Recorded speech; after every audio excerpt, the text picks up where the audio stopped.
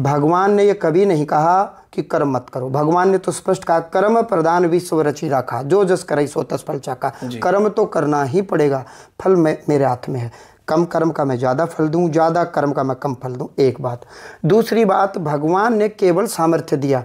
एक उदाहरण लेते हैं, बिजली के उपकरण, क्या बिजली के बगैर पत्ता हिल सकता है? आप बताओ, बिजली के उपकरण, क्या बिजली के बगैर पत्ता भी हिल सकता है? बिजली यदि निकाल दी जाए या स्विच ऑफ कर दिया जाए तो क्या वो चलेंगे?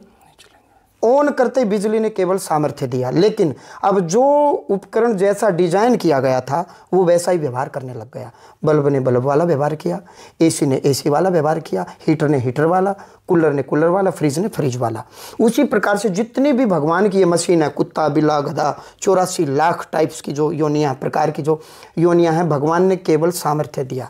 जैसे भगवान आपके भीतर से सामर्थ्य निकाल लेंगे, जगदीप शर्मा ये लेटा हुआ मिलेगा, और जैसे ही भगवान सामर्थ्य देंगे आप चलने लगोगे। तो परमात्मा ने केवल सामर्थ्य दिया है। किस प्रकार का सामर्थ्य दिया? आत्मा के माध्यम से। डॉक्टर भी आपको नहीं बचा सकते, मुझको नहीं बचा सकते, भले ही ऑक्सीजन भी लगा दें, क्योंकि भगवान ने वो सामर्थ्य खींच लिया। तो भगवान ने जैसे ही सामर्थ्य दिया, कुत्ते ने कुत्ते वाला व्यवहार शुरू किया, गधे ने गधे वाला, मनुष्य ने मनुष्य वाला व्यवहार किया। अब उस व्यवहार में भी मनुष्य है, वो बलात्कार करेगा, एंड वेंड करेगा, चोरियां करेगा, डाका डालेगा।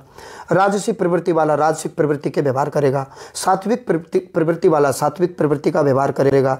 अब जो जैसा कर्म करोगे उसका फल भगवान ने देना होता है। कुछ कर्मों के फल तत्काल आते हैं, कुछ कर्मों के फल संचित हो जाते हैं, साल 2 साल के बाद आएंगे, क्योंकि अब एक साथ सारे फल भी संभव नहीं है देना।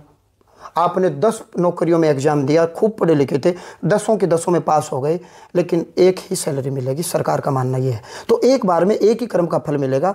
मानो किसी कर्म का फल भोग रहे हो और कोई दूसरा कर्म का फल अभी भोगना है, लेकिन मीन टाइम में किसी की मृत्यु हो गई, तो भगवान उसको अगले जन्म में, जब भी जिस भी जन्म में वो मनुष्य बनेगा, उस कर्म का फल भगवान ने देना है। तो उस जन्म में, इस जन्म का कर्म प्रारब्ध बोला गया है, दैव बोला गया है, भाग्य बोला गया है, कि तेरे भाग्य में ये था, भाग्य में नहीं था, तू कर चुका, पीछे कर चुका, वो फल मिलना था लेकिन नहीं मिल पाया, वो इस जन्म में मिलेगा। यदि वो बुरा है वो फल, तो इस जन्म में महर्षि वशिष्ठ कह रहे हैं, राम, प्रारब्ध या दैव कहो या भाग्य कहो, और पुरुषार्थ बोले तो प्रियतन, इस जन्म का, ये 2 सांड हैं, आपस में लड़ते हैं, जो बलवान होता है वो जीत जाता है। हे राम, यदि प्रारब्ध खोटे हैं तो मनुष्य इस जन्म में उत्तम कर्म करे, बहुत मेहनत करे, तो प्रारब्ध का नाश हो जाएगा। आपके साथ जो बुरा होना था वो बिल्कुल नहीं होगा, और प्रारब्ध में अच्छा है, अब कर्म नहीं करोगे तो वो लेस हो जाएगा, माइनस हो जाएगा। क्या पता आपको नौकरी मिले या न मिले, तो कर्म तो आपके ही है। स्वामी जी,